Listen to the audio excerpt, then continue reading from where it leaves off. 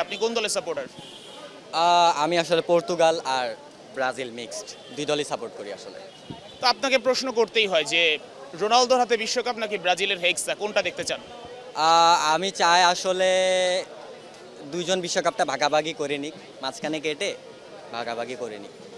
এটা তো সম্ভব না, বাট কোনটা দেখতে বেশি ভালো লাগবে, রোনালদোর হাতে বিশ্বকাপ নাকি ব্রাজিলের হেক্সা?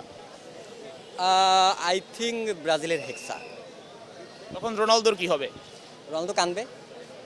রোনালদোর কান্না দেখতে ভালো লাগবে?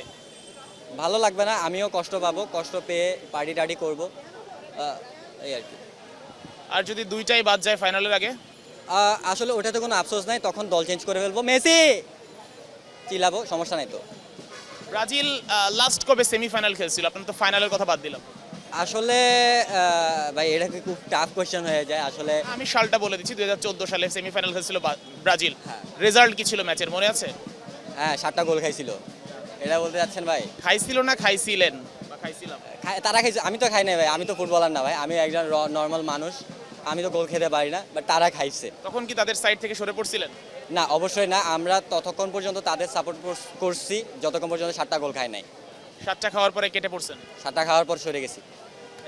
Thank you.